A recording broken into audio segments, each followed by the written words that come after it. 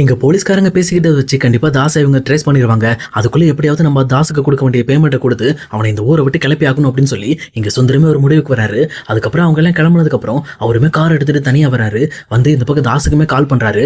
கால் பண்ணி தாஸ் இந்த மாதிரி ஒரு வேலை பண்றதுக்கு உனக்கு எவ்வளவு தைரியம் இருக்கணும் அப்படின்னு சொல்லி தாசையுமே மிரட்ட பாக்குறாரு. ஆனா தாசுமே இந்த பக்கம் மறுபடியும் சுந்தர் கிட்ட பணம் கறக்கிறதுக்காக, இங்க பாரு சுந்தர், நான் ஒன்னும் வேணும்லாம் பண்ண கிடையாது, புரியுதா? இந்த மாதிரி நீ என்னை மிரட்டினதுக்காக தான், உனக்கு பதிலடி கூட தான் இதை பண்ணேன். என்னால என்ன பண்ண முடியும் நான் உனக்கு காட்டணும்ல, அந்த ஒரு காரணத்துக்காக தான் உன்னோட குழந்தையை கடத்தினேன். அது மட்டும் இல்லாம நீ எனக்கு வேணுங்கிறத கொடுத்துட்டு தான் நான் ஏன் இதை பண்ண போறேன். நான் கேட்டதுக்கு நீ மறுப்பு தெரிவிச்சதுனால தான் அடுத்த கட்ட முடிவுக்கு நான் இறங்கினேன் அப்படின்னு சொல்லி சொல்றாங்க.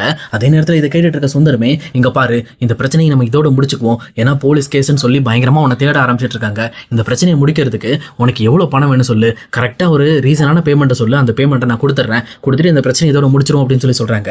உடனே இந்த பக்கம் தாசுமே, என்ன மச்சான் நீ தானே சொல்லணும், என்கிட்ட கேட்கிற, நீயே ஒரு பேமெண்ட்டை சொல்ல அப்படின்னு சொல்லி கேட்கிறப்போ இந்த பக்கம் கரெக்டாக சுந்தரமே, சரி ஒரு 15 லட்சம் என்னால் ரெடி பண்ணி தர முடியும், அதோட முடிஞ்சது, அதோட எல்லா விஷயத்தையும் முடிச்சுட்டு நீ இந்த ஊரை விட்டு கிளம்பிடணும் அப்படின்ற மாதிரி இந்த பக்கம் தாஸ் கிட்ட சொல்லிட்டு இருக்காங்க. இது கிட்ட தாசுமே, பரவாயில்ல மச்சான், இந்த பேமெண்ட் வந்து எனக்கு ரீசனபிளா தான் இருக்கு, நீ வந்து இந்த பேமெண்ட்டை எனக்கு நாளைக்கு ரெடி பண்ணி கொடுத்துரு, மற்ற வேலையெல்லாம் நான் பார்த்துக்கிறேன், இந்த ஊரை விட்டு நான் கிளம்பிடுறேன், ஓகேவா, உன் வழிக்கே வரமாட்டேன் அப்படின்னு சொல்லி இந்த பக்கம் தாசுமே ஒரு முடிவுக்கு வந்த மாதிரி இங்க சுந்தரமே ஏமாத்திட்டு இருக்காங்க. ஆனா இது தெரியாத சுந்தரமே, சரி நம்ம அடுத்த கட்ட வேலையில் இறங்குவோம்னு சொல்லிட்டு அடுத்து இந்த மாதிரி பணம் ரெடி பண்றதுக்காக அடுத்த வேலையை பார்க்க ஆரம்பிக்கிறாரு. ஆனா இன்னொரு பக்கம் இங்க தாசுமே இங்க ஸ்வேதா கிட்ட, நம்ம இவங்கிட்ட 15 லட்சத்தோட நிறுத்த போறோம்னு நினைச்சுக்கிட்டு இருக்கான். ஆனா அதுக்கு வாய்ப்பே கிடையாது. இவனை வச்சு நம்ம இன்னும் எவ்வளவு சாதிக்க வேண்டியது இருக்கு. இப்படி ஒரு சில்லறையா 15 லட்சத்தை நம்ம கையில கொடுத்துட்டு நம்மளை ஏமாத்த பாக்குறானே, வாய்ப்பே கிடையாது. இவனை வச்சு நம்ம படாத பாடுபடுத்தி இவங்கிட்ட இருந்து நல்ல பேமெண்ட்டை கறக்கணும் அப்படின்னு சொல்லி அவங்களுக்குள்ள சிரிச்சுக்கிட்டே பேசிக்கிட்டு இருக்காங்க. அதே நேரத்தில் இன்னொரு பக்கம் இங்க வீட்டுல பொண்ணையுமே சிவானி பாப்பா தூங்க வச்சுட்டு அங்கிருந்து கிளம்புறாங்க. அதே நேரம் பவானியுமே, இங்க பாரு, என் பொண்ணு உன்னை ரொம்ப விரும்புறா அப்படிங்கிறதுக்காக நீ அவகிட்ட ஓவர் அட்வான்டேஜ் எடுத்துக்காத, சொல்லப்போனா நீ பண்ண விஷயத்துக்கு நான் உன்னை இந்த வீட்டை விட்டு அடிச்சு துரத்திருப்பேன், இந்த மாதிரி என் பொண்ணுக்காக தான் நான் உன்னை விட்டு வச்சிருக்கேன் அப்படின்னு சொல்லிட்டு எங்க பொண்ணையுமே கொஞ்சம் வான் பண்ணி வர்றாங்க. அதே நேரத்தில் பொண்ணையுமே ரொம்பவே டயர்ட் ஆகிட்டு எப்போ போல படுத்து தூங்கிடுறாங்க.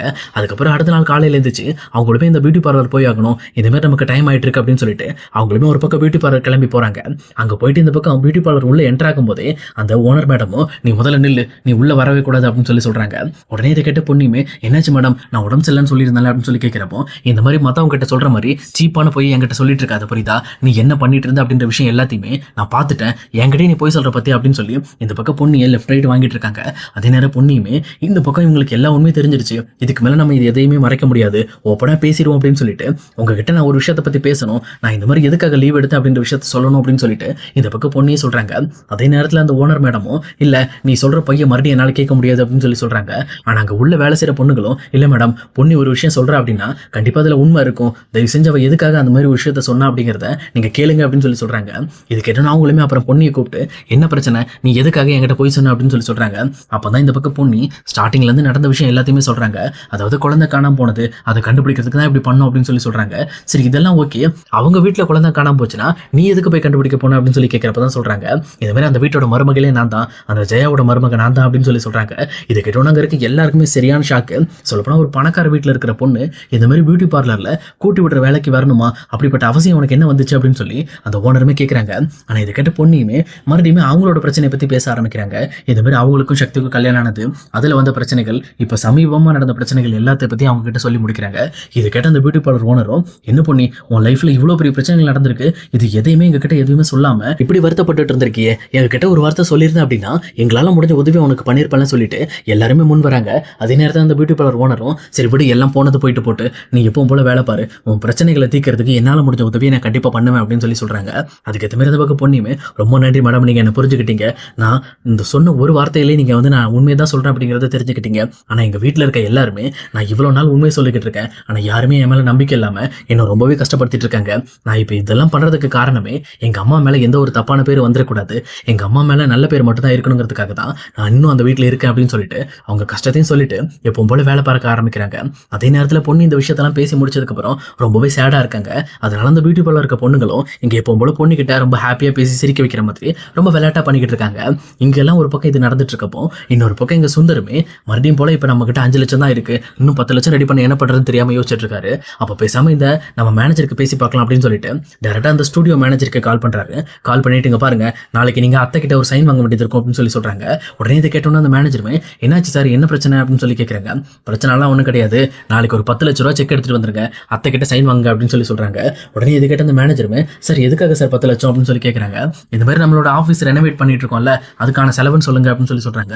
சார் அது ஏற்கனவே நம்ம அந்த செலவுக்கு நம்ம வந்து அமௌண்ட் வாங்கியாச்சு சார் அப்படின்னு சொல்லி சொல்றப்போ, நான் சொல்றேன் இன்னும் ஆயிடுச்சு எக்ஸ்ட்ரா ஆயிடுச்சுன்னு சொல்லி ஒரு 10 லட்சம் வாங்குங்க பேசிக்கலாம், நான் சொல்றதை மட்டும் செய்யுங்க அப்படின்னு சொல்லிட்டு இந்த பக்கம் சுந்தரமே ஜெயாவை ஏமாத்தி 10 லட்சம் பிடுங்கிறதுக்கு அடுத்த ஒரு பிளானை ரெடி பண்ணிட்டாரு. அதே நேரம் அந்த மேனேஜருமே இங்க சுந்தரோட திட்டப்படி அவரோட பேச்சை மீற முடியாது அப்படிங்கிறதுனால மறுபடியும் இந்த பக்கம் ஜெயா கிட்ட வந்து ஒரு செக்ல சைனும் வாங்குறாங்க.